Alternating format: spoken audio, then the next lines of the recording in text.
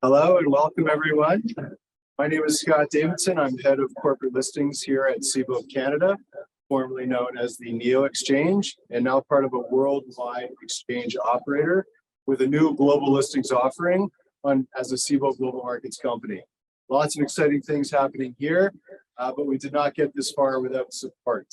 And I can tell you firsthand, in my 7 years, Gary and his team have been a long-standing partner of ours and a trusted service provider to many of our issuers. And therefore, it's my honor and ours as the exchange to host this event for him and help highlight a topic that is key to all participants in the Canadian capital markets. So with that being said, proud to introduce Gary Clackey, CEO of Alexa Translations. Voice carries so well, and he has such a presence. So now I'll take this sit so I can actually. Thank you, Scott. Really appreciate it. So I can introduce our speakers that everyone is excited to hear from, and we'll actually go in the same order as we're seated here, so that it doesn't seem like I'm picking favorites. So Tanya, I'll just as we do brief introductions, a little bit about you, where you're working, a little bit about your area of practice. Sure. Hi, everyone. I'm Tanya De Silva. I'm a partner with DLA Piper. I work in our Montreal office. I practice primarily in employment law, and I'm here to talk to you about the HR aspects of Bill 96 today. Hi, everyone. Kayvan Nassiri. I'm a financing lawyer, debt finance, banking law. 4 years ago, I saw the pandemic coming, started my own firm. I was in big law for 25 years. Happy to be here. Thank you, Gary. Hello, everybody. My name is Sarah Mula. I'm associate at Baker McKenzie. And apart from my transactional practice, I practice extensively in marketing and advertising law. So everything that falls under there. Sarah. Andre Demoive, I'm senior counsel at CIBC in the Montreal office. I principally take care of commercial banking and wealth, but I also am responsible for language issues at CIBC and its various affiliates. So happy to be here to talk about Bill 96 and C-13. Thank you, Andre, and to all our audience today. This is, you'll recognize all the panelists because we've been doing a series of the Bill 96 webinars. And you'll have seen them all virtually, but we thought, what better way than bring everyone physically in person? And considering the hybrid world we're in today, we have people here in person, although you won't be able to live. But at the same time, we have the majority watching us virtually from all over Canada and some from the US. So a very popular crowd, if I may say. So we'll start with a little bit of background just around understanding. Bill C-13 is the most recent bill in terms of language laws. Now, I wanted to if I could ask you, just for a few minutes, really what Bill C-13 is, what potentially the impact is on federal regulated businesses, and then we'll go into Bill 96, that is the bigger topic of the day, and we'll dive into that a bit. Sure.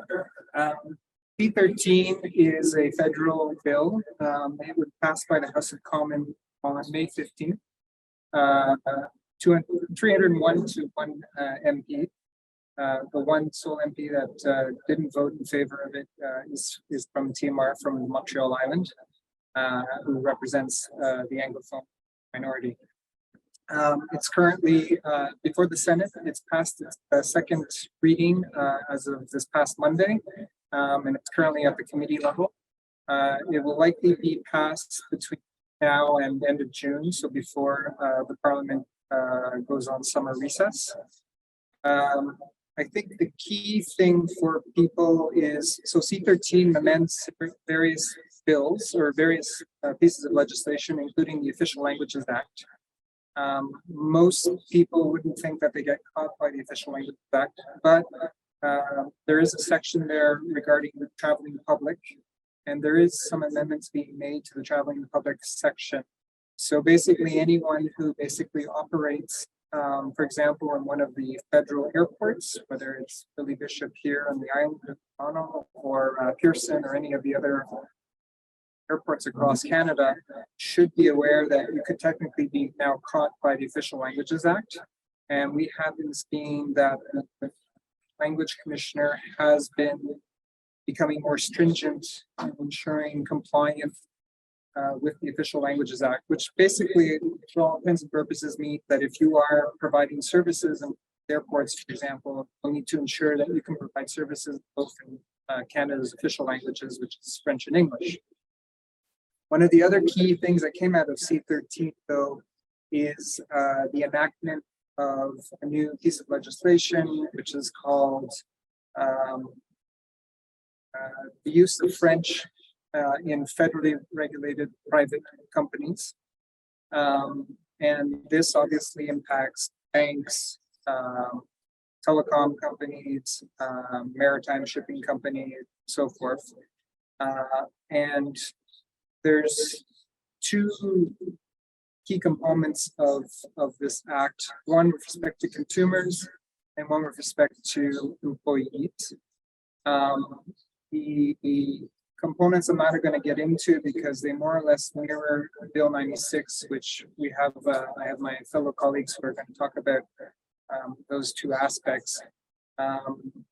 One of the key issues right now that we see with C-13, though, is it's going to immediately apply with respect to Quebec. There is Article 6, which actually states that if a company decides to comply with Charter of French Language, Quebec's piece of legislation, you will not have to comply with this particular federal act. But in 2 years' time, the new act will apply to the rest of your Canadian operations with respect to regions with a significant Francophone community. We have not seen the definition of what is considered to be a region of with a majority of or with a significant Francophone community. That's going to come out in a regulation. So we're obviously keeping our eyes wide open to see how they're going to define that. Is it going to be 10% of the population that's Francophone? Is it going to be 25%?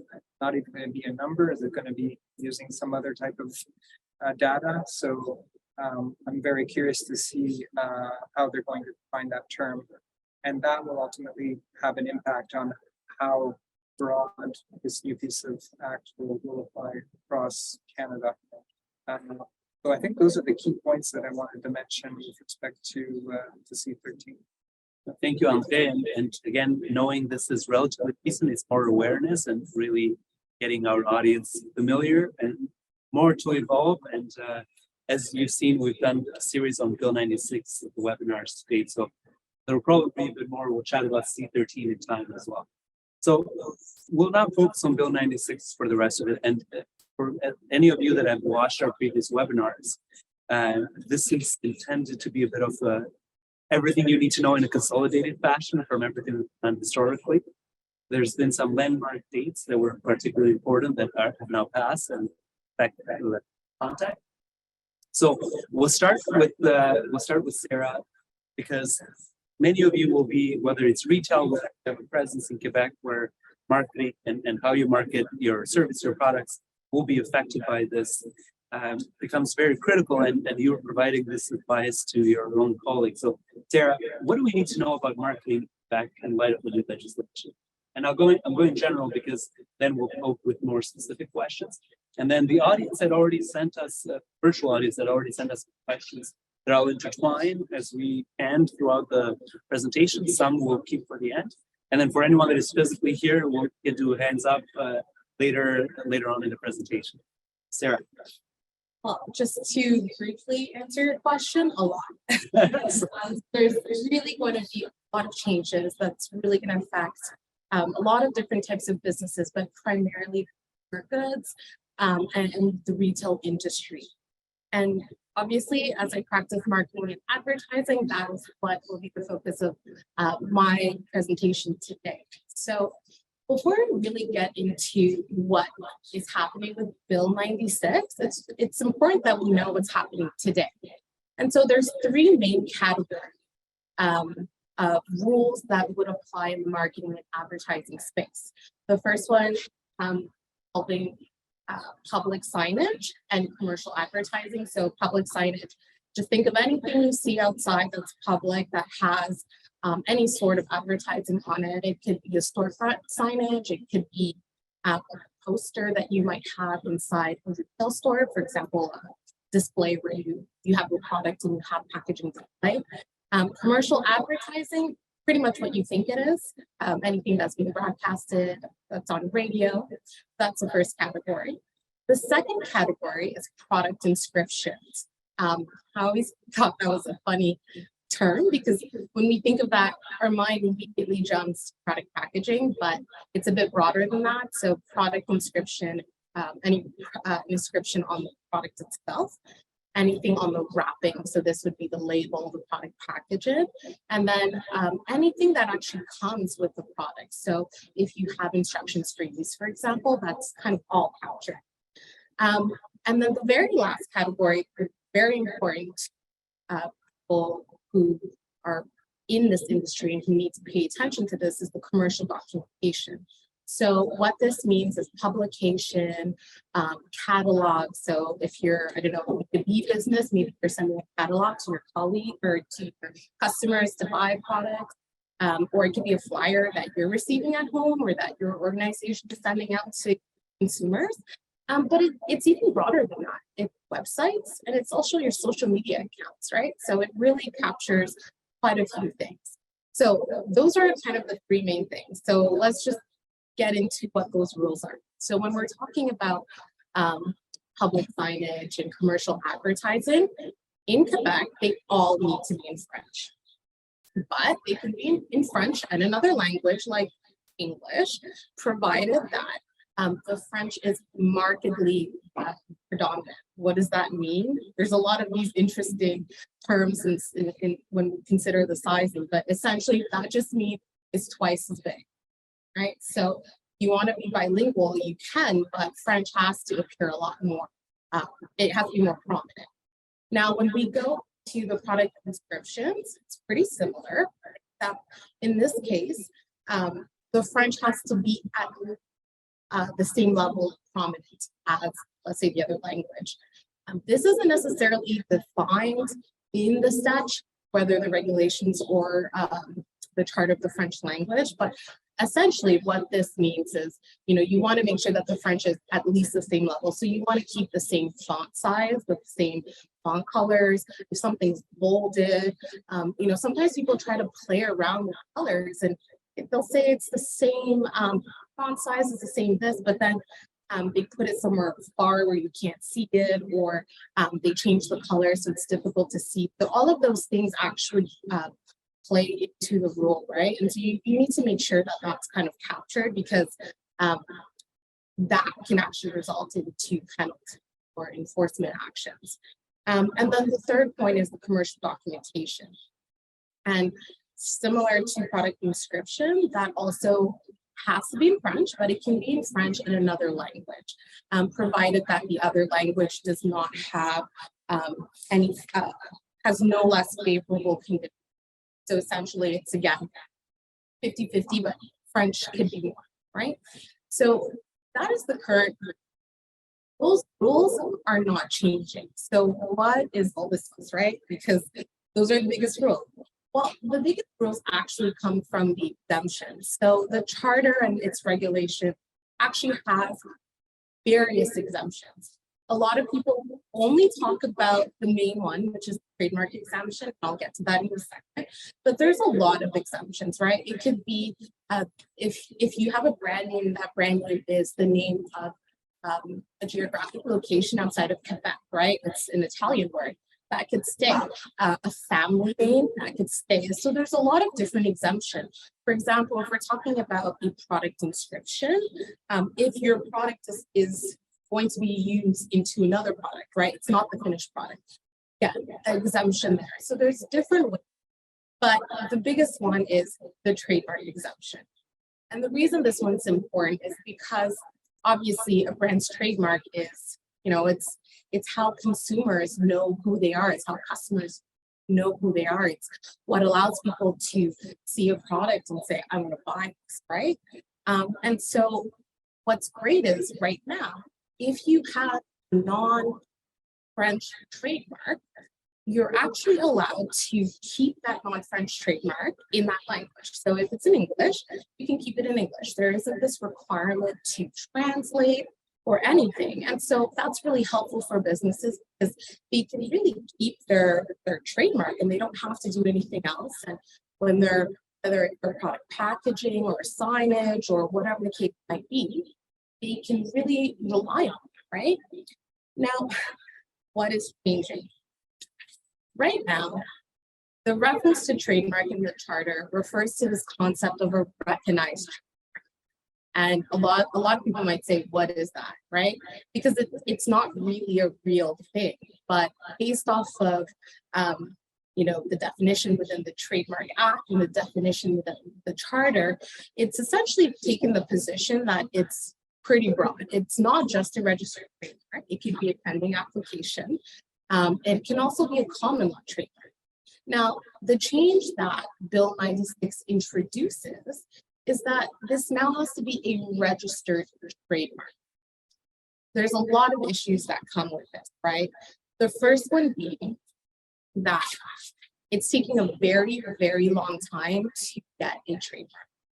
So I was just chatting with my colleagues that practice trademark law, and they were telling me, and every time I talk to them, the date keeps on getting higher and higher. But the last time I spoke, they said we're looking at about 4.5 years to 5 years to register a trademark.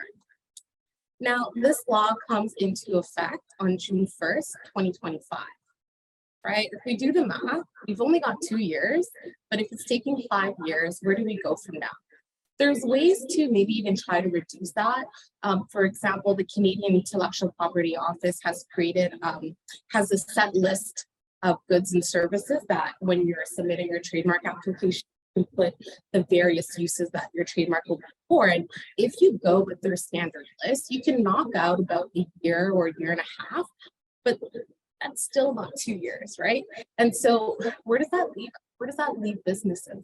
We're getting to the point that businesses are going to have to now consider maybe changing their whole approach in Quebec, right? Because if they don't have, or if their trademark is pending, they don't have a trademark. And the reason why this is so important, especially in the consumer goods and retail space, is because things happen so quickly, right? Like there's no way that they know what product is coming in 5 years. So how are you, throwing in a trademark? You might be able to trademark some ranges or sub-brands, but a specific interesting mark for a particular product, it's really hard to know what's going to happen. So that's really a big issue. And for me, I find this really interesting because in the past, the Quebec French language regulator, Québécois de la langue française, or the OQLF, or some people call them as the French language police, however you want to call them, probably 10 years ago, maybe even more, they had actually taken the position that a recognized trademark is a registered trademark. But ultimately, a court held that no, it's broader than that. And in that particular case, they actually allowed a common law trademark to fall within the definition of a recognized trademark. And so, can you tell us common law trademark? Yes. So, disclaimer. But essentially, if you have a mark that has gotten to the point that it's so known, you will have trademark protection, even though you haven't registered it with the Canadian Intellectual Property Office. So I can't think of one off the top of my head, but there are certain brands that have gotten to that point where you just see it and you know what it is, and they don't have to bother getting a registration. And so in those cases, now you won't be able to rely on just being known of who you are. So that could be maybe smaller businesses who have maybe a following in their neighborhood or in their city or in their province, right? Really good question. And that's what gets affected. But ultimately, the bigger corporate brands would have already registered the trademarks, but it's the more organic mom and pop shop. That's a good point. Exactly. So it seems as though the OQLF is now getting their way, and what they wanted many years ago is now finally coming to fruition. So that's the first big change. Obviously, it's already a massive change, but in addition to that, they're making even further changes involving trademarks. So when we're talking about public signage and commercial documentation, or sorry, commercial advertising, there was also the trademark exemption there. However, in 2016, there was a change. So back then, let's say you were strolling the streets of Montreal, and you went for a coffee. Let's say we went to Starbucks. It would say Starbucks coffee. But in 2016, a new rule was introduced that we needed to add the sufficient presence of French. So this would be some sort of generic term or a slogan or something that would describe what that store is. And while there weren't any rules as to how big the sufficient presence of French needed to be, there was this requirement that it's part of the storefront signage. It's not very far away. It looks like it's part of the signage, right? And so that came into force in 2016, but there was a transition period to 2019. Now, what's changing, ironically, the sufficient presence of French is no longer sufficient. And what now Bill 96 is introducing is that sufficient presence of French now needs to be markedly dominant. I don't know if you remember these terms we were talking about earlier, that it's twice as large. So now you're going from having Starbucks coffee, sufficient presence of French, where it was maybe saying cafe, Starbucks coffee, and cafe may be the same size as Starbucks coffee, but now cafe is going to be twice as large as Starbucks coffee. So that's a really big change. It's an even bigger change because they just all changed their storefront signage in 2019. That's a lot of financial resources. And from what I'm hearing from our clients, that's a really big point that, they don't know what to do, right? They've spent so much money and they're at this point. Now, the other really important to this is for organizations that actually sell physical goods and products. If you have a trademark that's not in French, let's say you have an English trademark on, I don't know, let's say your deodorant, and you had some English word in there or a non-French word in there that was descriptive or that was generic, those words now have to be translated into French somewhere online. And so how this came about was that it's interesting because when we've been looking at Bill 96, when they're coming out with all the various versions, this was never on the table. This was a surprise. It was just kind of like, oh, by the way, here you go, right up here, right? And so this is a huge change because a lot of businesses rely on the trademark exemption for their packaging, especially businesses because they will have variant brands, sub-brands, and where they might have a non-French word in there, but it's kind of created its own following. People know what that is. Now, Bill 96 hasn't actually given any about how big that needs to be, or like the translation, where it needs to go, how big it needs to be, or exactly what is captured. But there was a really interesting panel that was held with the OQLF and the Food, Health and Consumer Products of Canada, which is an association of consumer goods and retail businesses. And this probably happened about 6 months ago. And there was some really interesting points that came out of that, with the first one being the example that the OQLF used to talk about, what's good and what's bad.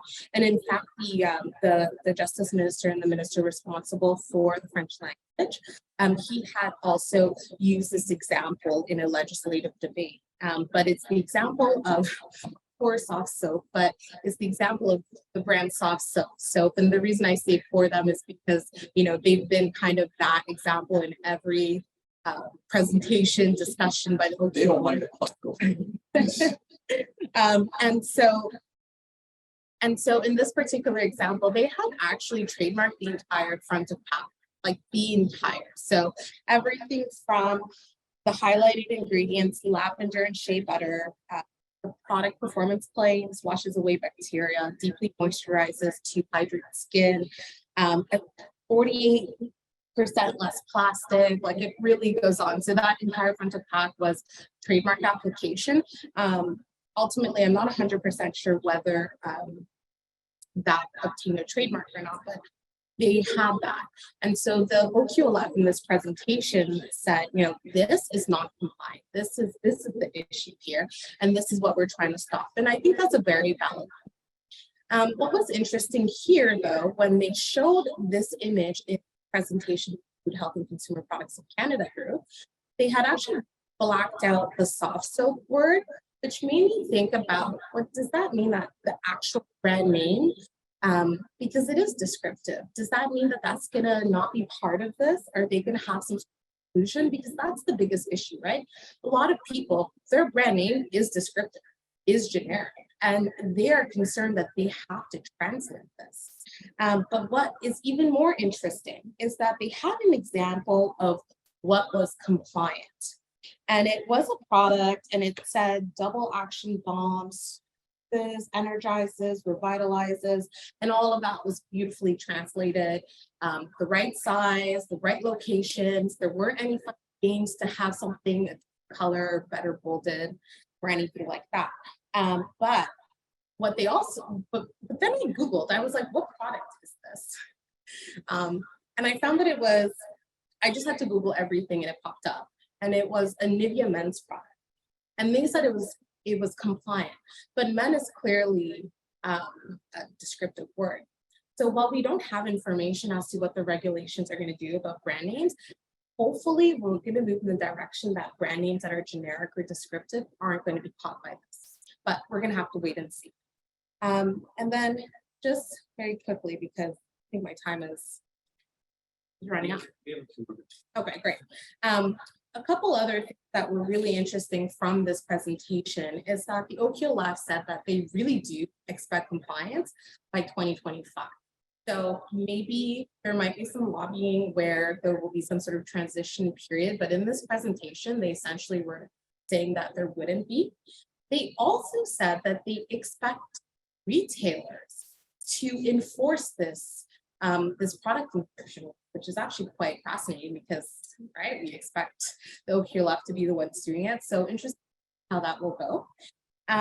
And they've also suggested, you know, if something is non-compliant, really using the over-stickering products or ultimately withdrawing them from the market. So lots of interesting things there. So we'll have to wait and see what the regulation says.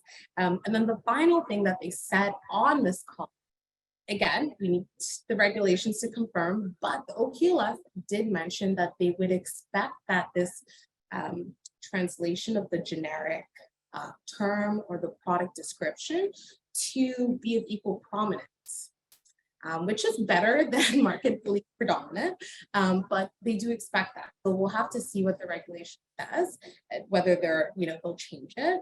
But lots of changes coming to product inscription. And then finally, this is really quick, commercial documentation. Funny enough, no changes here. Even though there's a trademark exemption here, the trademark exemption falls under a regulation. But Bill 96 only captured the charter. And so we'll have to see what they do with this regulation if they plan to amend this, but I suspect they likely will. But again, to be determined. But again, because commercial documentation captures things like websites, social media, none of that is changing. So that's it on my end. A lot to say, and I'm sorry if I took up too much time, but it's just too interesting and I have to get it all. It is, and it does have a broad effect, right? And I'm sure there will be questions around it. One that I wanted to squeeze in quickly, come from the audience in advance, was how does this affect the social media content strategy for companies operating across Canada, not just in Quebec, if you have any thoughts? And this is, and if anyone else wants to jump in, it's just curious, and I think that's a legitimate question for all organizations with social media presence. Yeah, so with social media, that falls under the commercial documentation. And technically, that doesn't actually have any change. So right now, doesn't seem to be any reason to have any changes. But I think ultimately, if there is any changes, it would just, if a trademark is being used, just making sure it's a registered. I would add from an in-house perspective that if you're using social media to market products or services to Quebec residents, consumers, you want to make sure that you have the social media available in French and English, because there's other ways that you may get caught. For sections of the Charter of French language, like section 141, which is the generalization of using of French amongst enterprises, including marketing.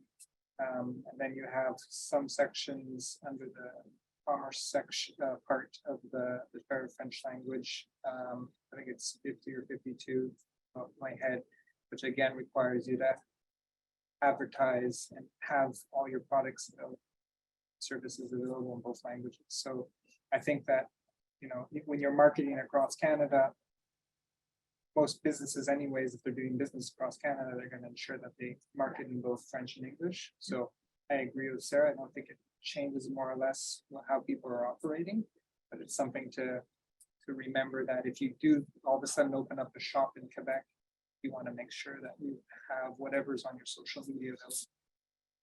So it's fair to say that it's not a new change, but it's something that, and if organizations were not doing it, they should have been doing it all along. And so it's and I'll have a question later around compliance and what will the expectation around enforcement be. So I won't go there just yet, but I want to pass the virtual mic on to Tanya, because Tanya, big questions have been around employment HR matters as far as going concerned. Probably one of the biggest themes around it. I want to get over into how this may have an effect on litigation, but let's start with employment HR specifically, because anyone that has employees in Quebec, there will now be some changes that are significant. Yes, happy to do so. Big changes. I mean, there were already things that needed to be done, but there have been changes that affect all employers in Quebec.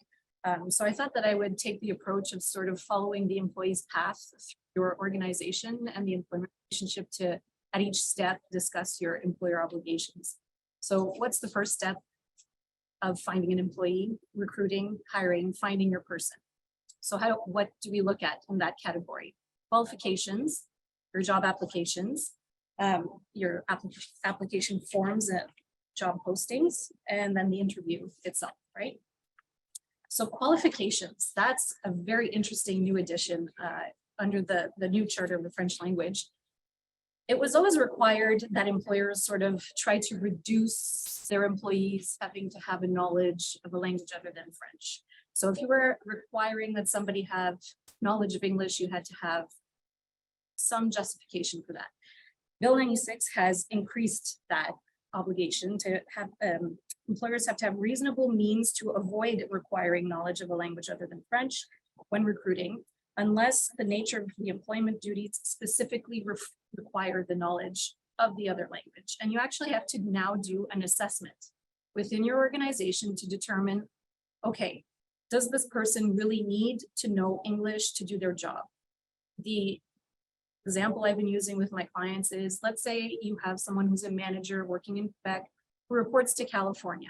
That person needs to know English because they report to a person who is only English speaking and can't communicate with them in French. But everyone who works underneath that person speaks French. So they have to speak French with those individuals. Those individuals only report up to that manager. They don't work with clients.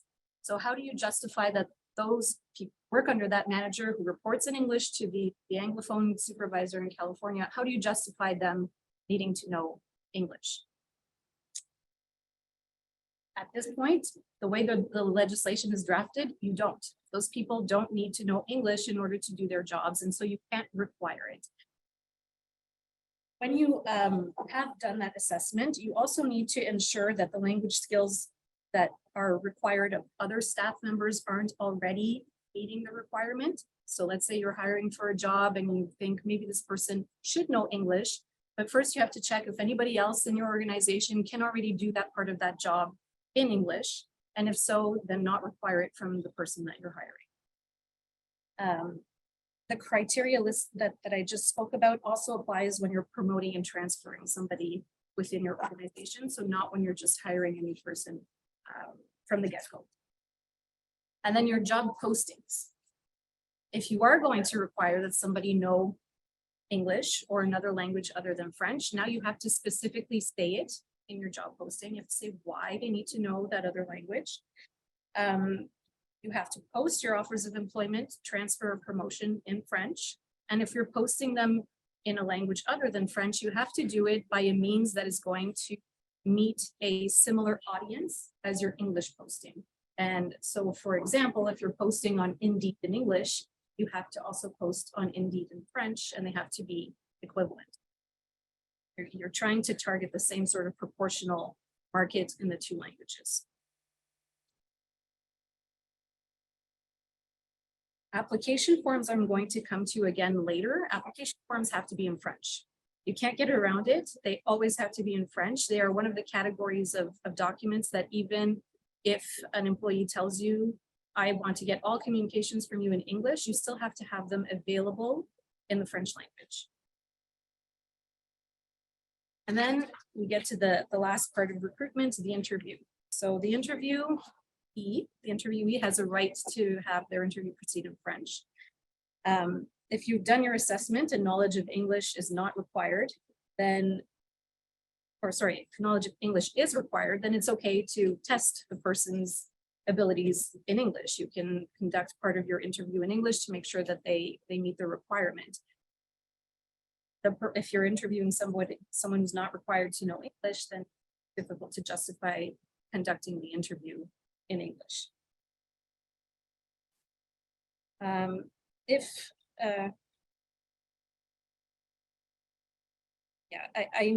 not going to touch on it too much, but there are human rights considerations as well.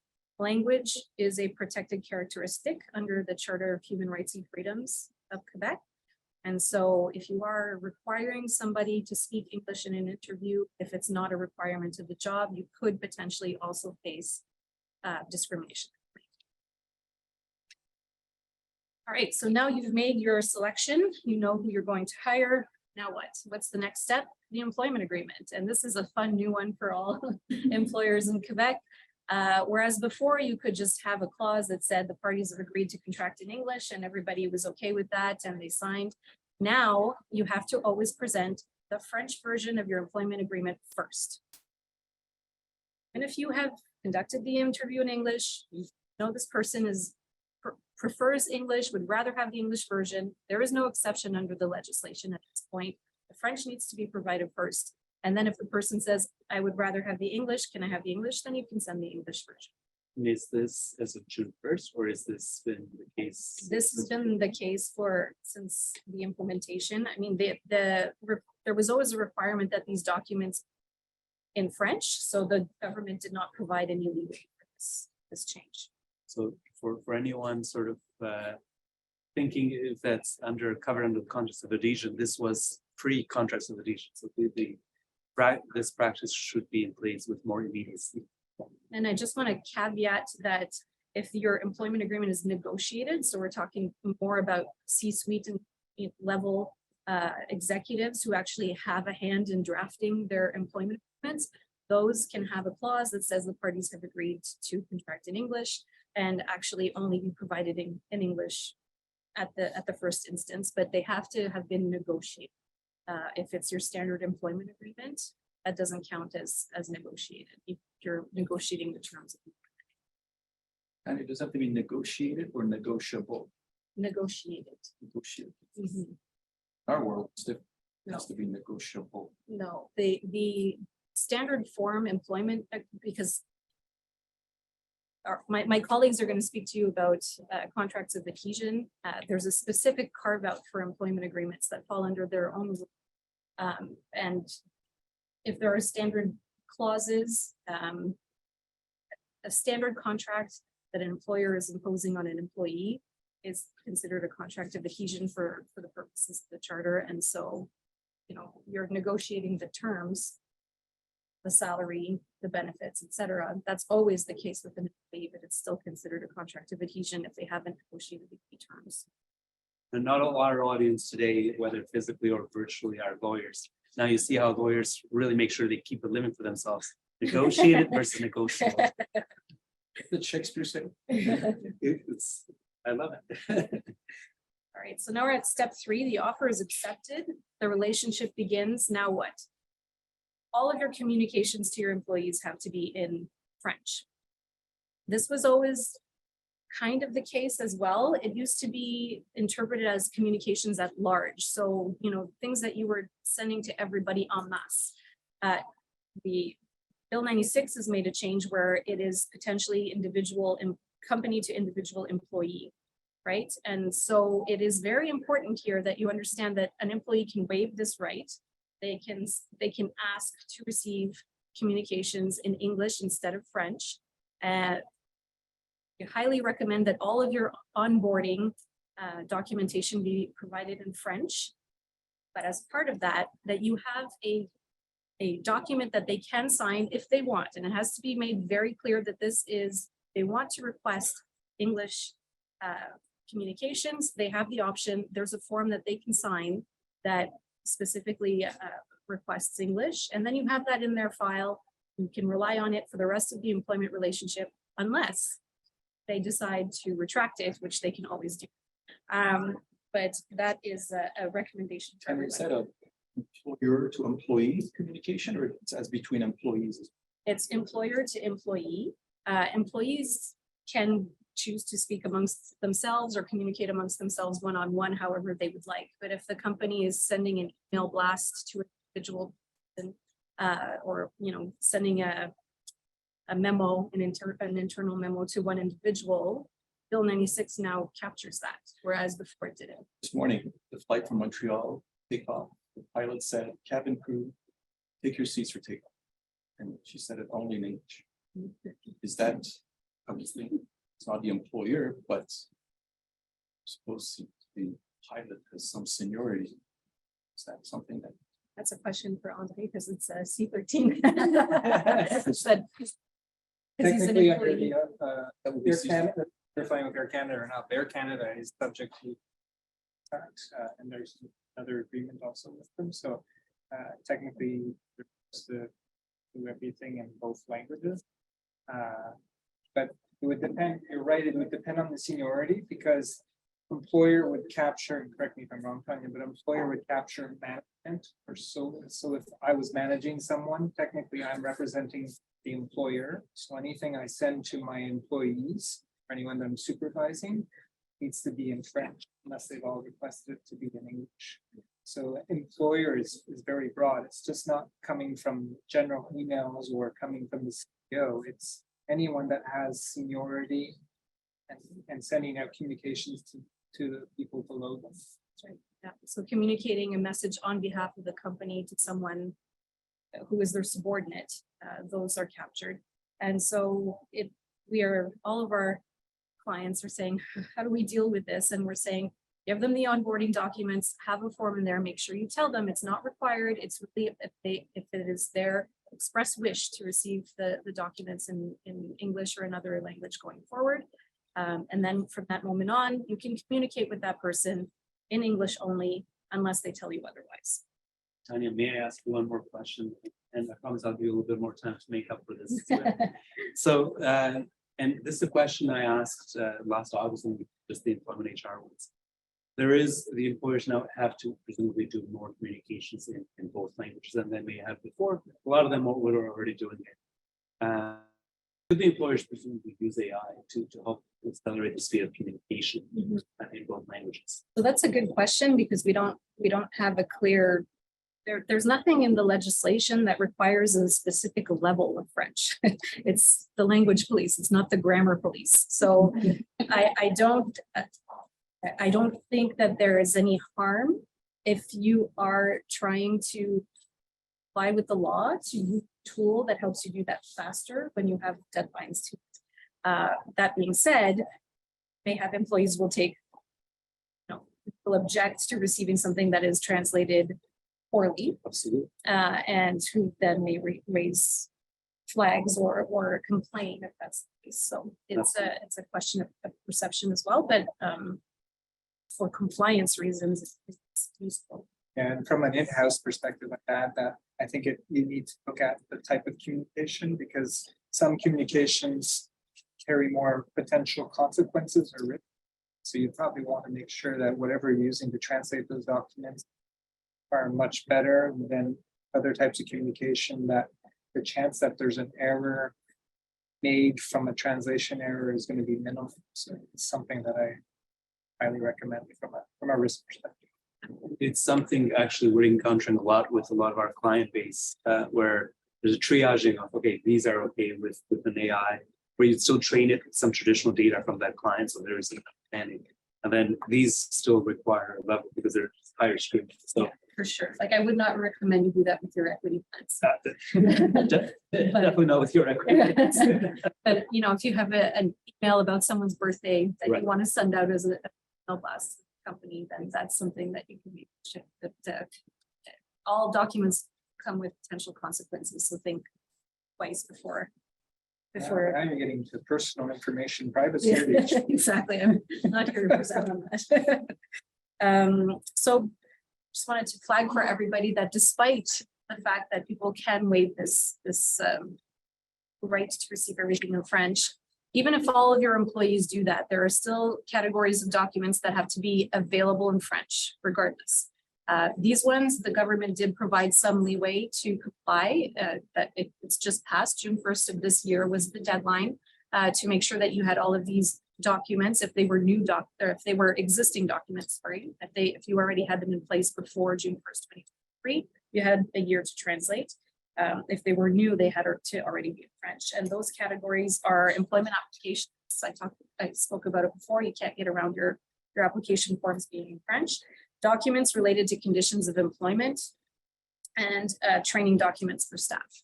I'm going to touch on software very briefly. Software, the requirement has not changed. The requirement has always been, if a French version of the software exists, it has to be made available to the employees who want it.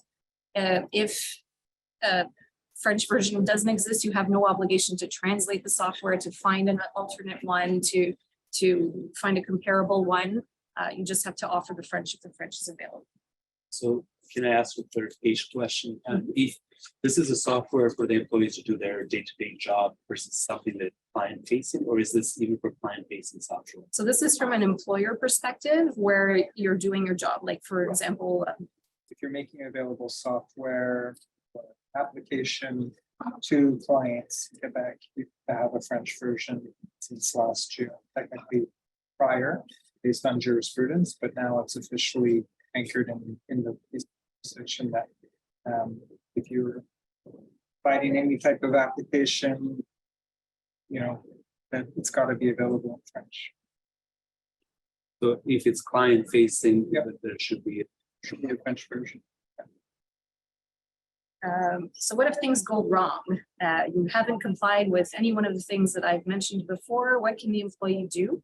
So the employees now have new rights under other pieces of legislation where they can't, this was always the case, but if they felt that they've been harassed or discriminated against because of the fact that they don't know a language other than French very well in the workplace, they now have a harassment complaint available to them before the Tribunal Administratif du Travail, the labor tribunal, which they have 2 years to file. And if they feel that you have contravened an employer obligation charter, for example, if you are requiring knowledge of a language other than French for the purposes of hiring when they feel that that was not required, they can file a prohibited practices complaint. And so what about if your company grows to 25 employees or more? I'm not going to dive deep into franchisation obligations because that is a whole other presentation, but it used to be that employers with 50 employees or more in Quebec had to undergo additional requirements to make sure that French was generalized at all levels of business. So you had to register with the OQLF within a certain timeline. You have to potentially have a franchisation committee. You have to do an analysis of the linguistics of your business. That threshold is going to come down to 25 on June 1st of 2025. So where it was 50 before, now it's 25 employees. So once you hit that threshold, you have those additional obligations. And I know that my time is running short, so I'm going to just skip over francization, and if you have any questions about it later, you can feel free to ask me. But as a general guideline, there's more than 25 employees in Quebec. Essentially, employers have to plan on franchisation on the process. Like Yeah, they should be planning ahead. If you have between 25 and 50 employees, there are new requirements that say that the government organizations could come and require, depending on your sector, and we don't know what the sectors are yet because they're not defined. Depending on your sector, they could come require you to have to meet franchisation obligations, even though you haven't hit the 50 threshold before 2025. But once we hit June 1st, 2025, you're going to have to do this linguistics analysis and have French generalized at all levels of your. So it would be good to start planning ahead for that. Quickly, how is that counted? If at certain point in the or an average during Within a 6-month period. So if you've had 25 employees for a 6-month period, you have to register with the OQLF, and then after that, you have 6 months to,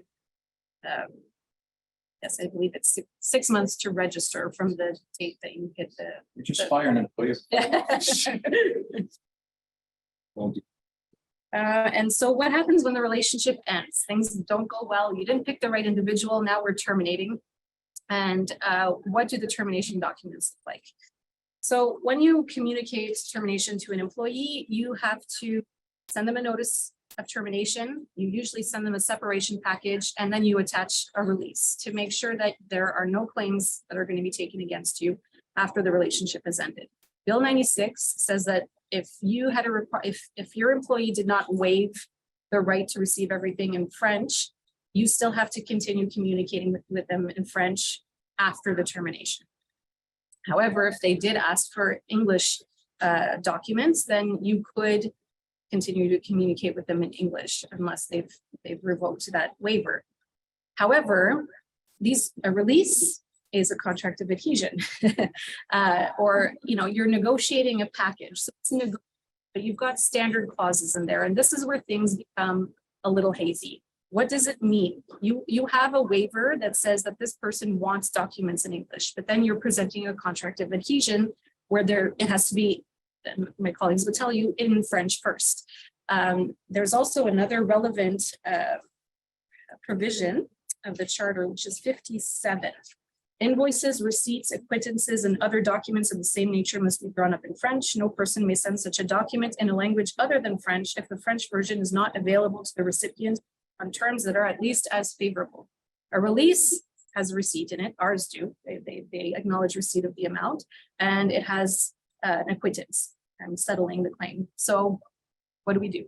What we are recommending is a dual language release, dual language termination documents in every instance to make sure that at least you're giving them the choice to choose the French version if that is their preference. And at least you're presenting the French to individual, because this is unclear. And we are looking forward to guidance from the OQLF on this question. case law. Yes, or case law. We'll see if anyone wants to take it there. So that covers off my employment keys. Thank you, Tanya. And I know there will be a few more questions later. And so just as we get feedback from the audience, we'll also keep our volume a little bit up for the team here. So Tanya, I know you're a litigator as well. So let's, in terms of litigation, I know there's a pause currently pending some existing litigation, no pun intended. And also open to the group as well. What is the current state of litigation as far as Bill 96? Right. So before Bill 96, parties could plead in the language of their choice, and they could file proceedings in the language of their choice, English or French, the official languages of Canada. But now Bill 96 has introduced legislation that says that all proceedings filed in the court record will have to be, if they are in English, accompanied by a certified translation into French. Those are currently suspended because there has been a constitutional challenge of those particular provisions of Bill 96. And so they're not enforced. They were supposed to come into force on September 1st of 2022, but the court suspended them. So that's still in effect. We'll wait and see what what the court decides in terms of the constitutionality of those provisions. One thing that's very interesting, I'll just note from a litigation perspective, I'm currently involved in a class action proceeding where I don't want to give a class on class actions, but a settlement in a class action is not possible without the approval of a court. And so the parties have to negotiate their settlement agreement and then submit it to the court for approval to make sure that the interests of the class members are respected by the settlement agreement. Settlement agreement is negotiated. The parties decide, in this case, they decided to negotiate and draft their settlement agreement only in English. And it's actually the Fonds d'aide au recours collectif, which is a government entity that assists with funding class actions. It has contested this and said in the interests of the members of the class, these settlement agreements should always be French. That there's no basis for that in the charter on Bill 96. So, but the Court of Appeal just recently, last week, if I'm not mistaken, has granted leave to appeal on this issue. So we may have a decision from the Court of Appeal to determine whether, even though the settlement agreement meets the requirements of the charter as modified by Bill 96, there might still be a requirement to translate in the interest of class members. So that's a really interesting development in litigation that I'm following very closely. And I'm sure there will be many situations like these arising as becomes more and more evident. Before we move on, any further comments or how we expect this to affect litigation from the rest of the team? I wonder, I suppose all of this will go to the Supreme Court, correct? If the parties involved have the will, yes, and the resources, yes, I would expect that it will. Maybe we'll touch on the notwithstanding clause of the Constitution. It's a constitutional debate about all of this, but that's actually, for lawyers anyways, it's fascinating stuff. But we have our so should we talk about contracts of adhesion now? Yeah, so that's I was just going to mention before you get into contracts of adhesion, one point on the HR side. So under C-13, the HR provisions are pretty well identical. There's just one major difference, which I wanted to highlight, and that is with respect to under Bill 96, employees have to request that they want their communications, written communications in English. Under C-13, actually, the company and the employee can agree. So it's not as formal as Bill 96. There's more wiggle room, I would say, under C-13. And that's really the major difference, though. The rest of the provisions under the HR section of Bill 96 and C-13 are more or less identical. And that's for federally regulated employers. so. Go ahead. Well, on that, once, because we're going to have a lot of these discrepancies. But I think once C-13 becomes law, there's going to be some market standard. In fact, market standard, market approach, what the lawyers will advise their clients, I think, is where we should focus on. It's ultimately those lawyers will be the expert witnesses before the courts, trying to advocate for an interpretation of the law. So as the market starts providing some guidance, some harmony, some alignment of thinking, and hopefully there'll be many of these kinds of conversations with lawyers, non-lawyers, some trends will really emerge. Because one thing one word, you said many important things, but one word you said is hazy. And I'm looking at the window here, it's the hazy. In fact, for those who are watching live, we have the forest fires in Quebec. The haze has come here. Apologies. So we did just import Bill 96. There's other stuff brought, but there is a lot of uncertainty, which is temporary. I'd like to think. I think by September of this year, we'll have to have this panel again. We will be more certain of our positions, because of many reasons, one of which is the government of Quebec. I'm going to talk about contracts of adhesion, but the regulations that are supporting Bill 96, which Bill 96 is a bill that amends the Charter of the French language as enforced since 1977. This is the first major overhaul. And they had, I think, good intentions, and we're not going to get into the political debate, but if anyone buys me a drink, yeah, I'll tell you that's for later. What's important is that the government, from my sources, they're very motivated to create some guidance, and they're working quite hard to issue regulations. But regulations don't just fall from the sky. They have to be negotiated amongst in cabinets and so on, and then go to committee for commentary, and then within 45 days usually becomes Bill 50, Section 55, which was amended by Bill 96, which is really Section 55 of the Charter of the French language, is going to be supported by a regulation, and maybe I'll get a chance to tell you my views about what that regulation is going to do.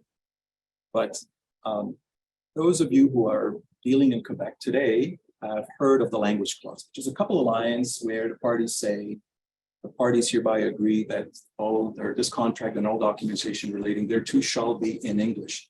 And the same sentence is reproduced, sometimes italized, in French.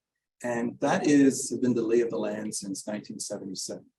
What 55 does, as of last week, literally a week ago today, June 1st, and the sun's still rising, but it is a major overhaul. And lawyers, bless their heart, we're scratching our head, we're saying, what does all mean? Andre and I are part of a committee over the last more than a year now, Andre, of lawyers, because lawyers in hot air.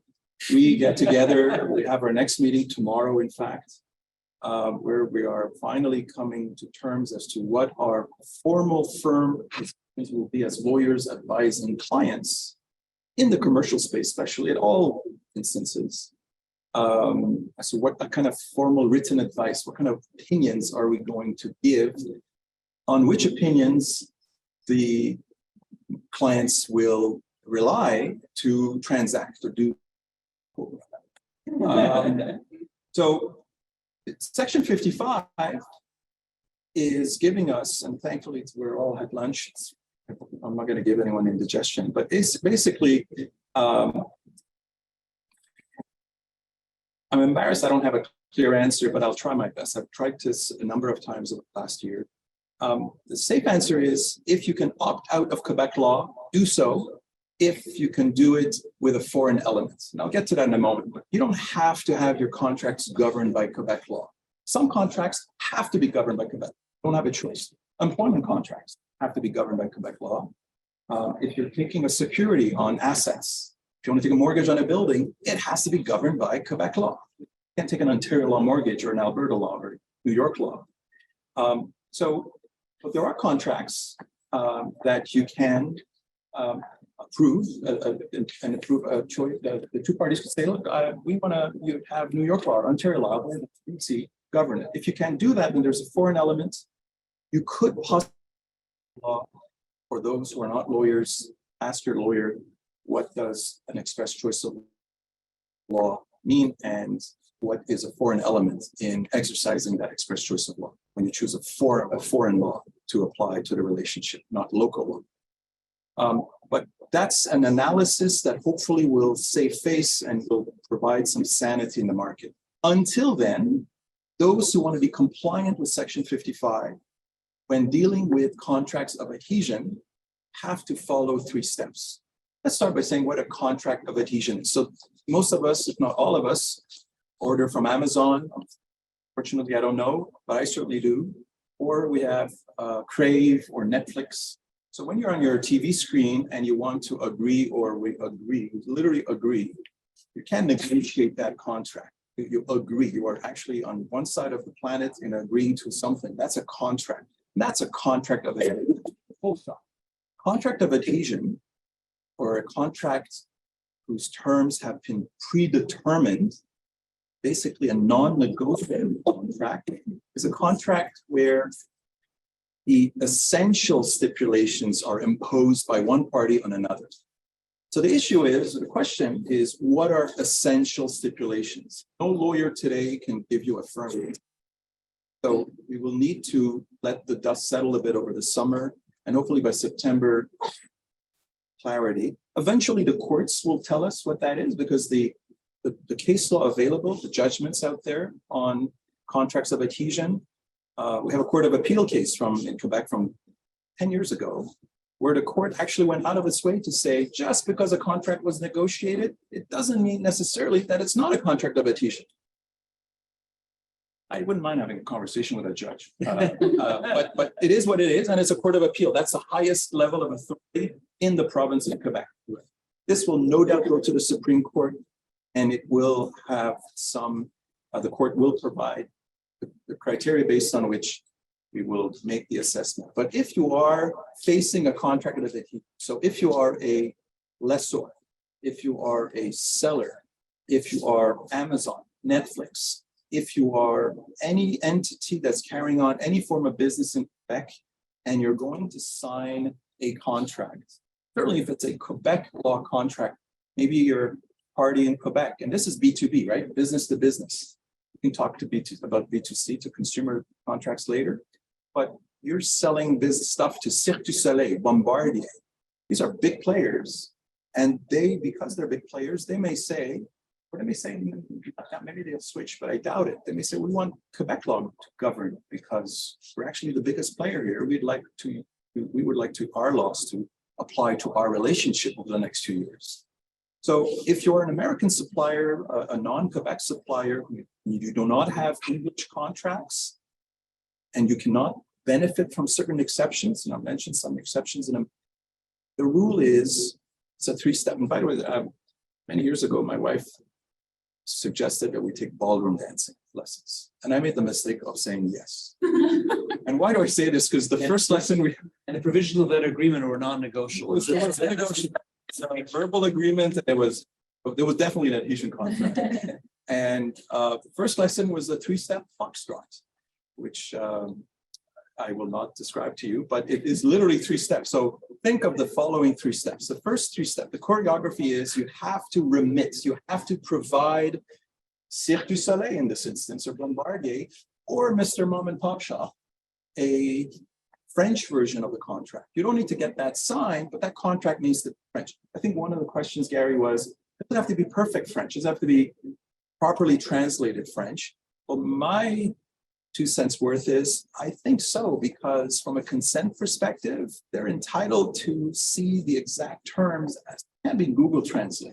And I'm not pushing for Alexa, but it has to be a professional, maybe I am pushing for Alexa, good translation, right? But jokes aside, you can't cut corners. Why? Let's skip a moment to the end.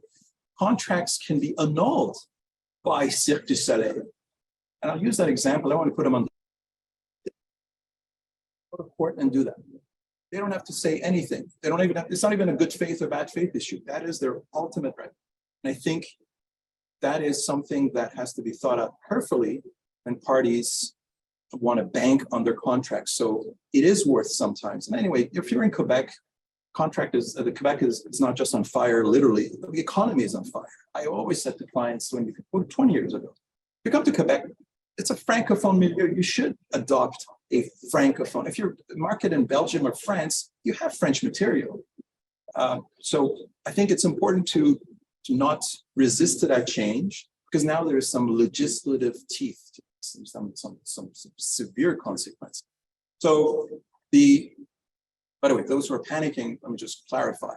If the party in Quebec says the contract is null, I don't have to prove damages, the judge will say, okay, wait a minute. We'll turn around to the Netflix and say, well, can you prove to me that they didn't suffer prejudice? Because if you can prove to me that Cirque du Soleil didn't suffer prejudice ordering Netflix or cafeteria for the staff, then the contract is valid.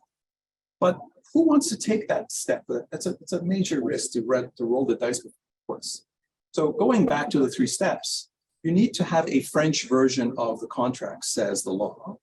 Then step 2, the parties, both parties need to agree in writing, ideally, that they select to or they choose, their express wish is to be bound by the English version. Actually, the law says by the version in a language other than French.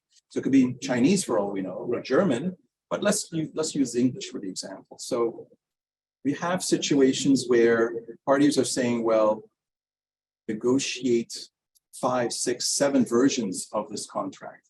you just told me that if a contract is negotiable, not necessarily a contract of adhesion. I said, well, I said that verbally. I didn't put it in writing. So right now, the market in Quebec, amongst the large firms, until further notice, and we're going to talk about this, Andre, tomorrow, no firm, in my view, is willing to go on record formally that they're giving an opinion that this is compliant, because even if you negotiated, you went version 1 of your agreement to version 6, and you signed version 6, there were certain sections of that agreement that were essential to the contract, and they were simply non-negotiable. Like in my world, in the loan space, the events of default sometimes, some of them don't even bother negotiating. That's standard market boilerplate. This is or certain definitions. So without getting into too much into the deep rabbit hole, that 3-step process is very important to know and follow. And I think you mentioned bilingualism or side by side, English first, French at the bottom, or vice versa. I think that's a good solution. And it makes actually perfect sense, because it just makes things easier from all kinds of perspective. But those companies, businesses that don't have a French version yet, they're going to need to seek legal advice for sure to determine whether they are about to enter into, they're getting a Quebec entity, for instance, signing up their contract, which may be interpreted as an adhesion contract. And if they don't have a French version, they're going to probably be at risk of one day having that contract annulled. Full stop. That's as simple as that. There are exceptions. There is one exception, which is haphazard. It wasn't thought out, and I won't get into the reasons because it certainly applies to B2B loan agreements. Loan agreements they don't need to follow what I just explained, or contracts regarding derivatives, for those who know what that is, or exchange houses, clearing houses, and so on, or insurance policies that are not available. A buddy who's in the insurance space, and I said, what kind of insurance policies are not available in Quebec that can only be in English? He said, hot air balloons. If you're into hot air balloons, and you have needed insurance, there are no insurers in Quebec, so it has to be from a carrier outside, and that can be in English only. But there's a more interesting exception, which is when the adhesion contract is signed with a person outside of Quebec.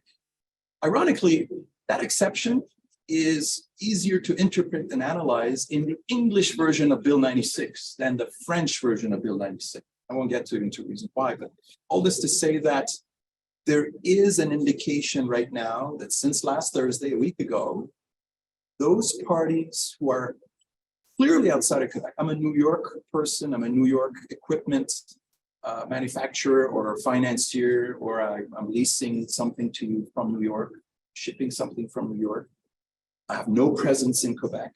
That's clearly, I think, in my view, a person outside of Quebec. It doesn't say person located or situated in Quebec. Lawyers, we look for these kinds of peculiarities. That's what we do. But I have some, I don't want to say on good sources, but I have confidence that the regulations that the government will adopt to clarify Section 55, they'll actually provide some clarity. And one example I can use, we'll use Royal Bank of Canada, not to name them. So RBC's head office is in Montreal, is in Quebec. But a lot of their business decisions, their risk, their credit, not all of it, but much of it is in Toronto, down the street from where we are right now. And there are many occasions where they end up approving, giving some form of credit or making some form of business decision in Toronto or Calgary or Vancouver or elsewhere in Canada. That's their registered, their office, their main head office is still all kinds of reasons in Montreal. In that kind of transaction where the bank made a decision to do something in Calgary or in Toronto, and yet its head office is in Montreal, can they benefit from the exception of relations with outside of Quebec? I think the good money is, yes, they can and they should, because that's common sense. But the law doesn't say so. We're hoping that the government will put that in a regulation to clarify, because if that's the case, a lot of the angst will be resolved. Because most of the folks who are alarmed by these changes are outside of Quebec. And my advice over the last months has been, don't panic just yet. Translate your documents because it's good business, especially if you want volume in Quebec, you want to increase your footprint. Translate your documents, hire French employees, Francophone or bilingual employees, but don't panic yet. But your contracts are going to be valid if your operations team, when you deploy, don't follow the rules, the 3 steps. Wait for the regulations. Hopefully the regulations will be public sometime this July. It's about 45 days usually to be commented on. Sometime early this fall 2023, these regulations will emerge. Will they have this piece? I don't know. Maybe. I've heard that there's being discussed, but I don't have any guarantees to give. But I think there is an intent to clarify this because there's an alarm going on. Then there is the issue of remittance. Remember I said step 1 in that dance routine is remit, give, provide French version. And Andre, maybe you can touch in a moment about what does that mean in the banking world. You sign up for a mortgage and usually it's all online. How do I prove that this contract was remitted to me in French first? There's supposedly some clarity that's going to emerge. Some contracts are conducted by telephone. I've bought insurance over the phone. We did a trip once and I bought some travel insurance and it was done over the phone. And the call center, they read a script. Sounds like tomorrow they're going to have to first read it in French. Even though I may not speak a word of French, they will say, well, please bear with us as we read this 5-minute, or if you have it on your smartphone or on a web experience. That said, until further notice, I think the best advice right now is not to panic. It is a government that is very, very business oriented. Don't want to discourage business coming to Quebec. I know that folks who've heard what Tanya said. I know what Sarah said is 2 years down the line, but this is a law now, and there'd be more panic there because that's real life every day. But I don't think the watchdog gotcha. I don't think so. That's not the case. And that's my view for what it's worth. And you don't pay for this advice, so I guess it's worth what it's worth. But jokes aside, I think there is going to be some clarity in the next, by the end of 2023. Real quick on consumer loans, consumer contracts, B2C, no exceptions. Same rule, 3 steps. No, and by the way, that rule has existed before, but now it has teeth.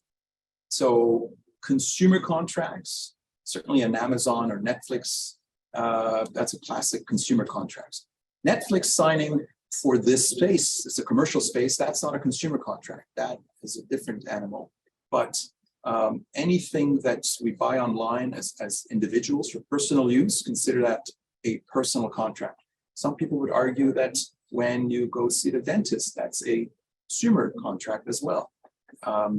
Your dentist needs to speak to you in French or sign their or they have to question or whatever it is. There's going to be a lot of haze, as I said earlier.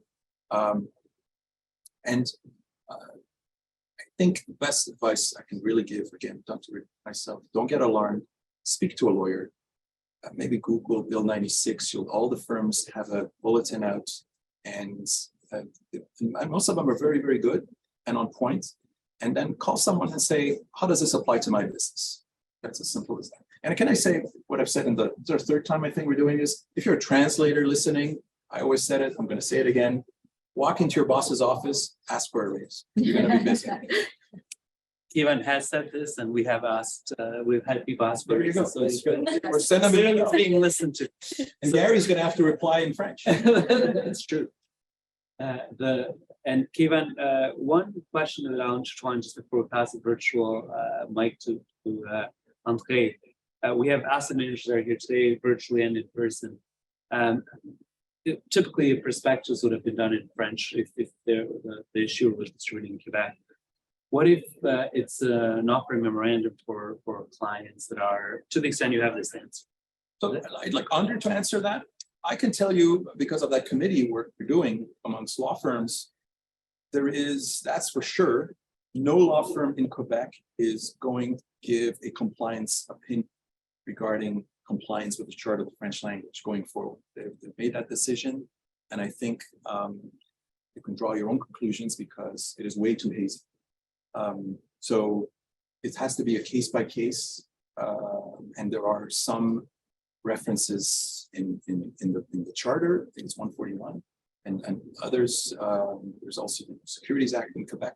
But Andre, I think you've thought about this some more. You can have some sec to you. Yeah, I mean, I think if your reporting ish were based in Quebec, definitely, or business in Quebec, you definitely need to, especially under section 141, because it's clarified under Bill 96 that it involves all stakeholders, include shareholders, that you need to ensure that for annual documentation that's put up onto CDAR, soon CDAR Plus, is available in French and English. So I think it's depends on the facts on obviously which legal entity needs to consult their internal in-house lawyers or external counsel to assist them with that. But generally, I would say that securities related documentation, if there's a connection, a nexus to the Quebec market, there's a good chance that it needs to be available in French. That's typically what we're encountering. There is some haze, but the sort of the consistent advice is this, the only safe route is to translate the versus other one. If you want to be crystal clear, like if you want it to be bulletproof, yes. It could also be a cost of doing business. We'll take the risk. I think there's a couple of exceptions potentially, like potentially financial statements, for example. You might be able to get away because it's not necessarily needed, perhaps, to purchase the underlying security. But again, I think it depends obviously on the size of the reporting issuer. I know if it's a mom and pop small company, obviously might not make sense, especially if they only have one shareholder, maybe in Quebec. So all those type of facts have to be taken into consideration. It's an interesting area, and I've heard all kinds of scenarios. So, okay, without deviating us too much, there was just a question that had come up, so I thought I would ask it. But it's just in terms of the context of adhesion, it's just knowing the importance of June 1st. We've certainly had some calls. Interestingly, after June 1st, as opposed to before. I think it's probably tells something about human nature. Or maybe it says something about how we were in university. We studied ahead versus sort of cramming for exam time. But how should organizations plan for it? Certainly from an in-house perspective. So I had a couple points I was thinking as I was listening to Kevin. So when you're talking about the foxtrot 3 steps,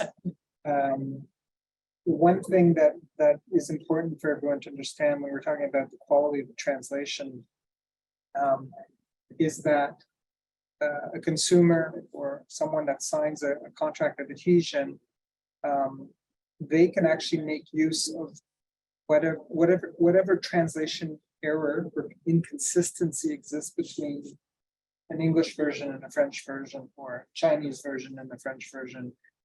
We'll try and use just English and French as Canada's official languages.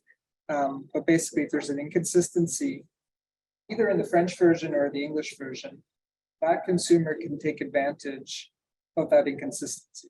So if the consumer signed the French version and there's a better provision in the English version, they can make use of the clause in the English version, or vice versa. They signed the English version and there's something that was more advantageous for them in the French version, they can make use of the French version. So that, I think, is why it's extremely important that you don't use Google Translate as an example to do contract of adhesion, because you want to make sure that they are consistent, unless you want to put yourself up to potential risk of having the consumer or client take advantage of that. So, and obviously the risk will depend on what the difference is, the inconsistency, right? So that was one thing that I was listening to Kevin that I wanted just to mention to the audience. I think all entities doing business in Quebec since last Thursday, and some legal entities have been working on this for over a year. Others are just getting their pencils sharpened now. But needless to say, depending on how you're interacting with your clients, it can be very convoluted, very complicated, because I'd say there's three ways most business interact with consumers. It's in person, it's by the phone, as Kevin mentioned, or it can be online. And online can include, for example, Netflix, where you put it through your smart TV. And so the issue is you have to find solutions in order to remit the French version of the contract now through all those three different means.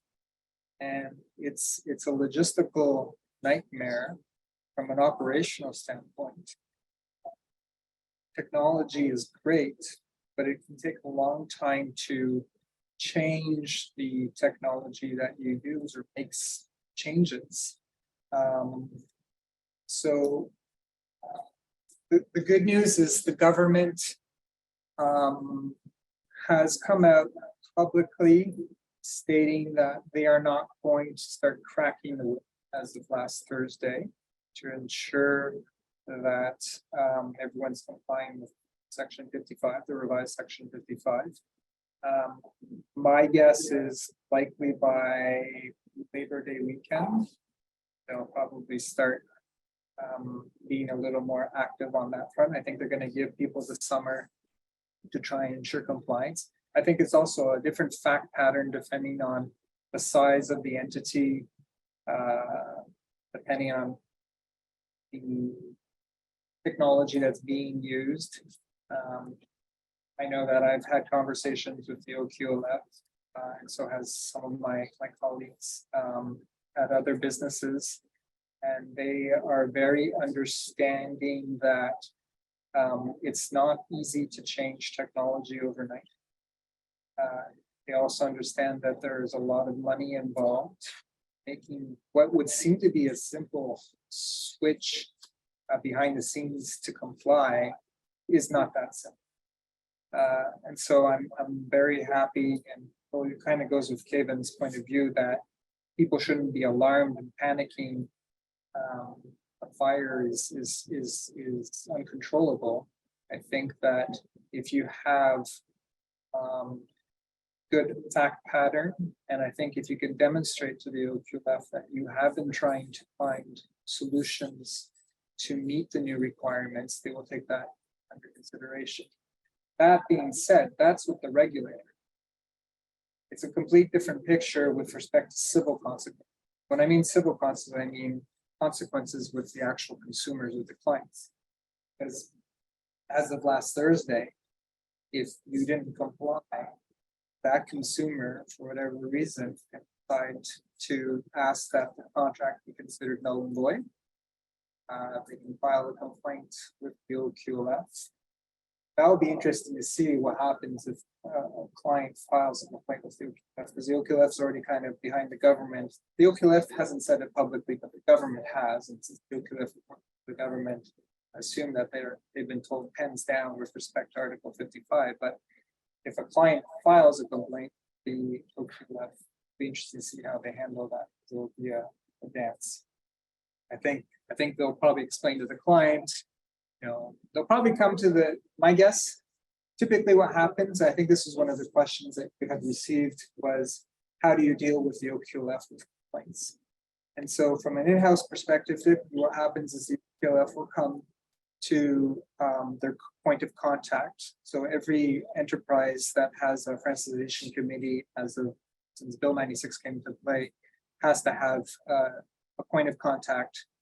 And so the OQLF will reach out to that point of contact, let them know, receive the complaint. The complaints always come anonymous. You have no clue who the client is. You sometimes don't even have the date. You don't even sometimes have much fact pattern other than the complainant is saying this happened, please provide us your perspective of the issue. So typically what we do is we will do our due diligence, find out, try and, you have a couple pieces of the puzzle, you're trying to find the rest of the pieces of the puzzle, so you have a good picture of what took place.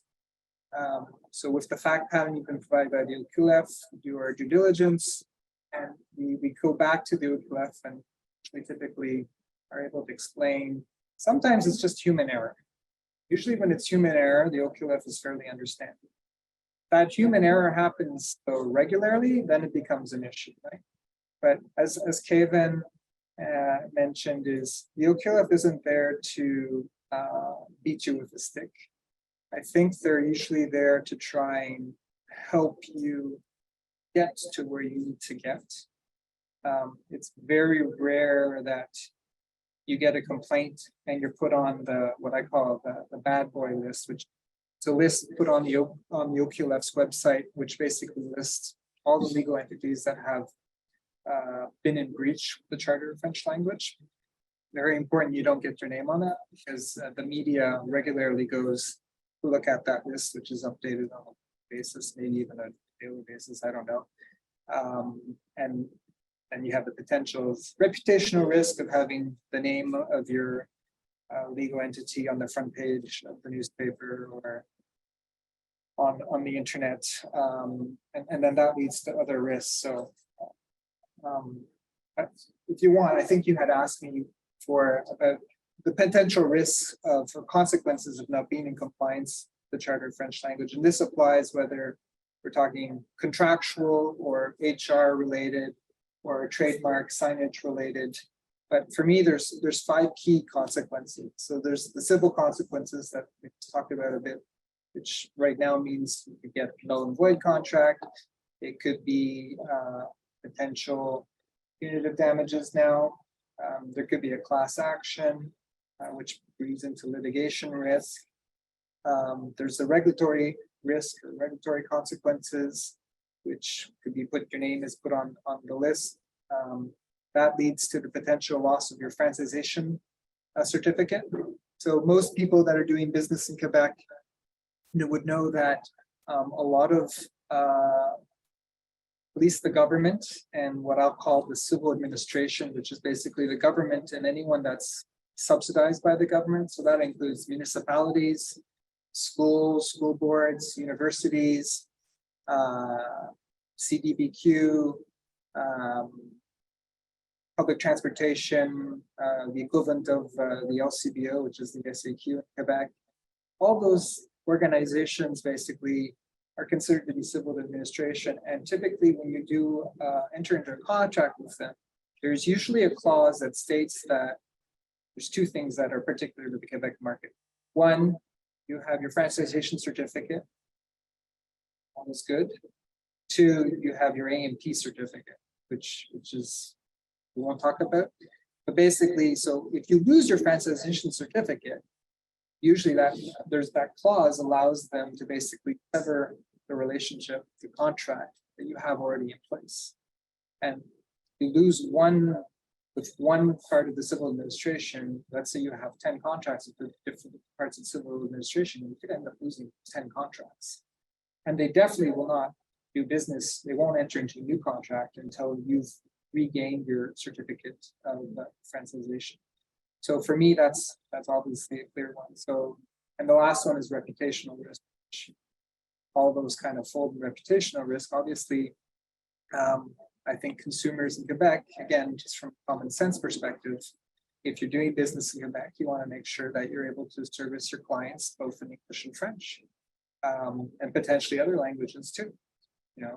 Typically banks, if you have a banking center in a specific neighborhood that has a lot of Portuguese, for example, well, they usually have at least someone that's working on the floor that's Portuguese. Just like Kevin was mentioning on the flight, typically, you'll see people on the flight that are working on the flight, they'll have usually the flag of the different languages that the person uses. So for me, those are the 5 big consequences. And as you can see, they all intermesh with one another. So I think it's it's definitely important to ensure that you're complying.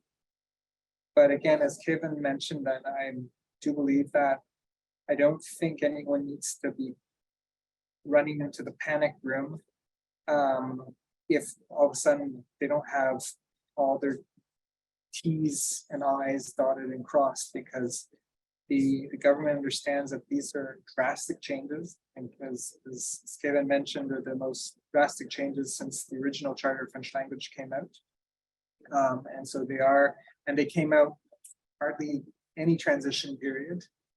And so they're understanding, they don't want to kill the economy is important.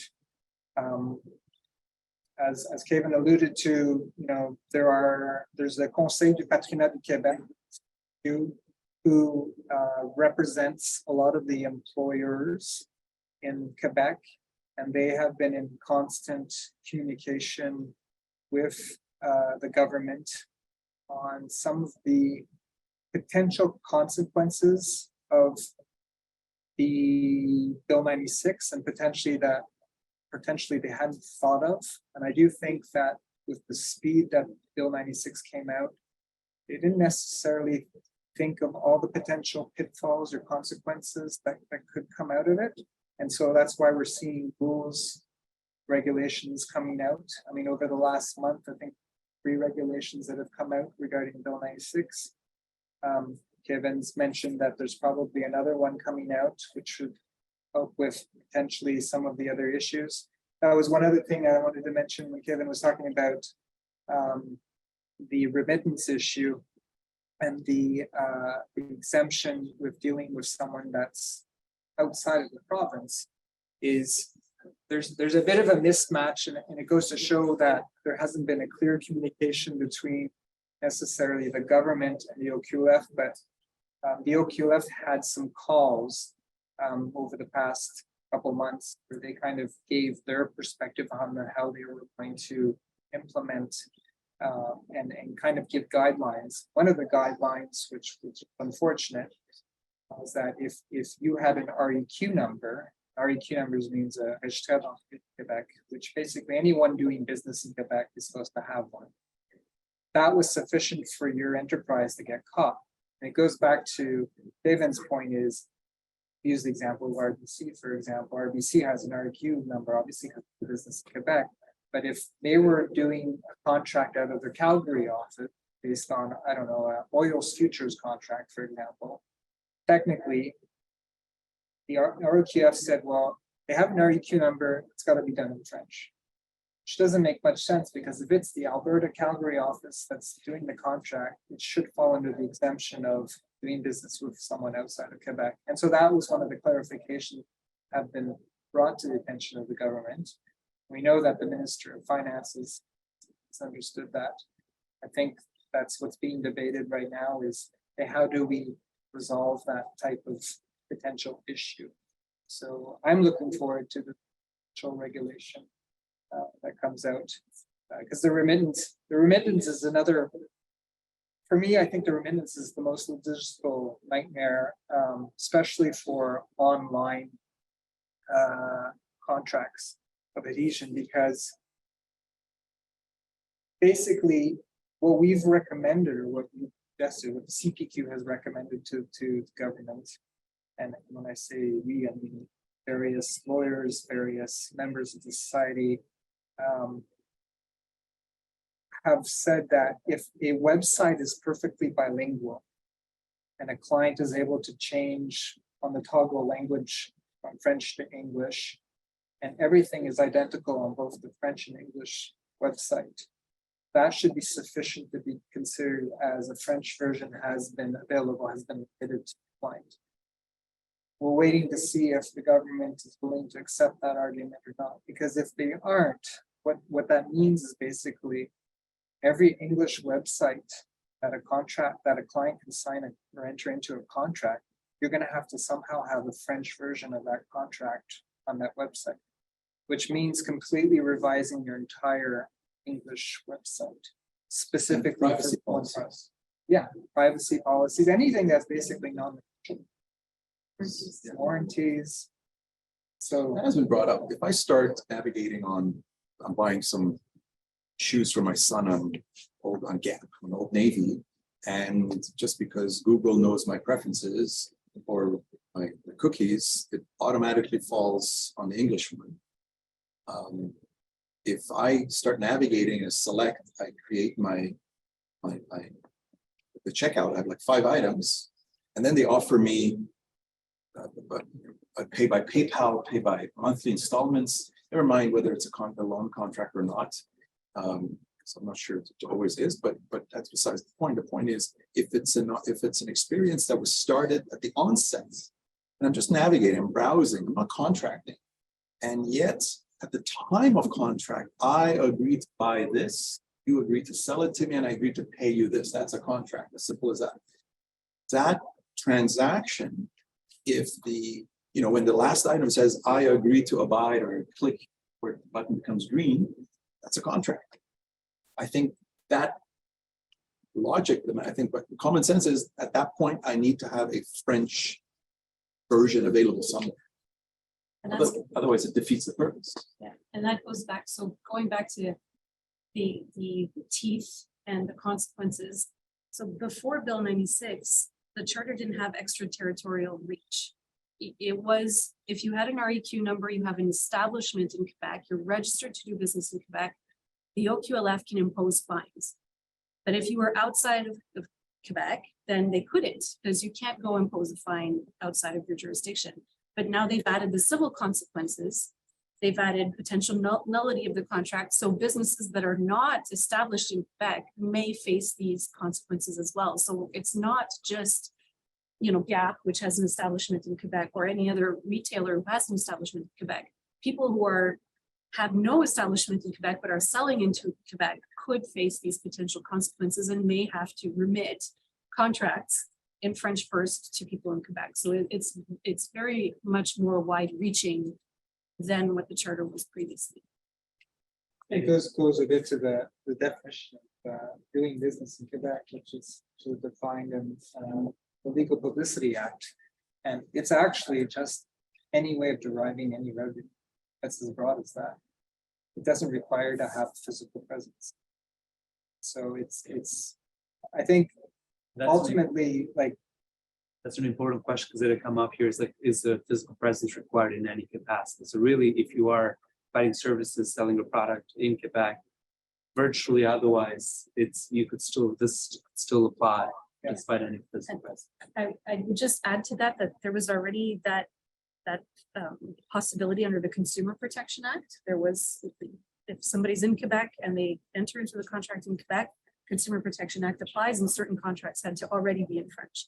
But the nullity of the potential nullity of the contract, all that is new from the But the consumer doesn't get a free lunch, or the B2B, there's restitution.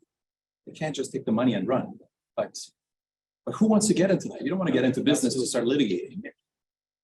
So I think having a French version, and some people have asked me, can I have a summary in French? No. the whole thing. And actually, another one is, what if I have a template? Do I need to populate the French template first? And I know banks prefer the answer that no, a non-populated template, name, address, digits, etc. That's good enough, and I think it is. But there's nothing. I don't think the regulations are going to talk about this. So that's going to be a court case. I also think my crystal ball says sometime before the end of this year, trustee in bankruptcy will take on a court case for the insolvent entity when they look at the scope of secured, or rather the creditors. They say, well, somebody's going to say, hey, of these contracts, which ones were signed since June 1st, 2023? Let's see which one were non-compliant, and let's see if we can see if some of them we can cancel to increase the dividends for the other creditors. Litigators are going to get creative. This will happen. This will happen for sure, sooner than later. Okay, one question just on the enforcement side. So there's a sense that OQLF may not be very aggressive in the agency, and I think it's always permissive. May not be. It's in law. It's never. There's no guarantees. well, let's say they gear up in the fall.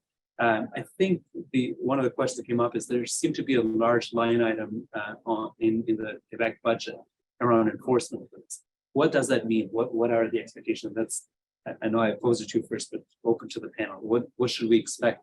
If I recall correctly, it was over 100 million. I don't recall. It's about 135 million. 135 million for enforcement. There's some potholes, but hey, that's a different. So I mean, they've definitely put aside more money for the OQLF, and I think it was kind of necessary because with all the additional potential compliance that they have to monitor, wasn't surprising. I know that they have engaged additional and created new departments. An example of a new department now is related to the HR steps that Tanya mentioned, which is that they now have a group of people that will look at all job postings and see if you're meeting the requirements that Tanya laid out, which is, i.e., if you require bilingualism, are you explaining why you've required that additional second language? If you haven't, or all your job postings have the same language, then they are starting to sniff and they are calling out. I know that from speaking to colleagues at other businesses who have had those calls. So they are starting to proactively look, especially at stuff that came into play a year ago. I hadn't heard of that being proactive earlier until I'd say this spring. So that's why I think, they're giving a good period of time to allow enterprises to get up to speed. So what also changes also, as Tanya alluded to, is now that businesses with 25 plus employees have to have a francisation certificate. That also requires the OQLF to now have triannual meetings, basically. So when you have a francisation certificate, it means that you get audited every 3 years. And so to do that audit, you're basically required to complete a document, which basically gives kind of an overview to the OQLF of where you're potentially not complying with legislation, or where potentially they could point out how you could try and generalize the use of French more. So with the fact that they've gone from 50 plus to down to 25 plus, there's a lot more legal entities that they're going to have to come after. And I mean, I've also heard, but it's because it doesn't apply for my employer, but that there's certain requirements now for 5 plus employees, enterprises with 5 plus employees, which is actually going to hit most of like restaurants, for example. They don't have to get a francisation certificate, but they do have some requirements now that they didn't have to take care of before. And so obviously it's a bit of a headache, I think, for those smaller enterprises. Anyone that has 5 employees, then they have additional paperwork to do. But again, that's why they've bulked up on the budget for the OQLF. And they've created a few other department ministries. There's the, for example, Francisation Québec now, where they're going to, if they determine that companies with 5 to 49, I think, employees in certain sectors, which again, we don't know which sectors, could benefit from their employees learning French, then they're going to offer classes. So there's all that staffing that needs to be done. It's going to cost money for government. I'll use one small, very polite editorial comment. That's actually not a bad idea, because what's behind the policy, even though the government voted for this, was not elected on this platform, but they are, the essence of the policy is complex as it is to promote and sustain the French language. And we were having a conversation earlier, how language and culture go hand in hand. They cannot independently exist. So if you take away the language, the culture dies. That's wars have happened around us. So I think there needs to be some understanding that some of these policies are essential. And if someone knows a better way to implement and enforce the policy, certainly encouragement. But encouragement is, I ask my son to clean his room every day. I encourage him. My dad didn't ask me that so nicely. But there's just so much encouragement. So I know change is hard, change is philosophical. I think we should all, take a deep breath, take a Valium. In fact, there was a caricature in 1976 when the separatist government adopted. The next day, the Gazette caricature cartoon was the late premier René Lévesque looking at the reader saying, "Everyone take a Valium." That's what they had. And I think that's good, because it's not the end of the world. We're gonna be fine. We're gonna. I've addressed the questions that we had from the virtual audience that came in advance of this meeting. I wanted to provide an opportunity for anyone that is physically here, because I have a couple more comments, but I wanted to, in case there were so the people that are physically present didn't feel disadvantaged from being here. So feel free to raise your hand and I'll keep an eye out for if you have any question here. Go ahead, Katie. If you do negotiate and the parties agree to negotiate in English, for example, is it then necessary to have the negotiated version of the contract properly translated and held on file in case of litigation in the future and they decide to pick a pre-negotiated clause out? Or is it that the version of the contract after agreement and negotiated in English is the only necessary one to keep? So, I mean, if I understand the question correctly, you're talking about a negotiated or negotiable document. Yeah. So in my mind, if it's a negotiable document without getting into the HR sphere, Kevin, feel free to chime in. I would be comfortable that if it's a negotiable contract, you don't need to have a French version, have provided a French version to the client before. So, I mean, one thing that, it's kicked around with various in-house counsels is that if you're recommend that the email quite clearly demonstrate that it's a negotiable contract. So something like, attached is a first draft of our proposed contract, your comments Regarding all the clauses. Yeah, you can be so specific as that.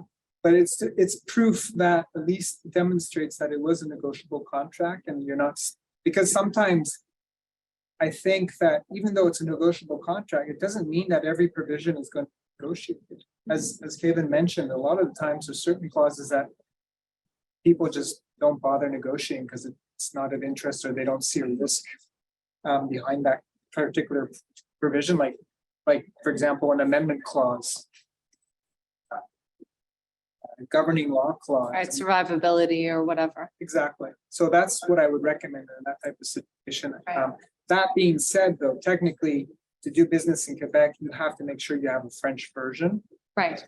Yeah, but if it is a contract of adhesion, for example, I work in commercial real estate. And so if we're doing a representation agreement, there will be aspects that are negotiable, but if they're minimal, right? Similar to how an employment agreement would be minimally negotiable. So that would then fall under a contract of adhesion. If the parties agree to negotiate in English, and it is modified, would we need to later modify and have translated the French version to keep on file in the case of litigation? Or can they not cherry pick clauses once they've made the decision to negotiate in English? Once I've decided to go negotiate in English, you don't need to have a French version. So you don't have to update your template. It would just be the format, like the template that was available in it. Okay, thank you.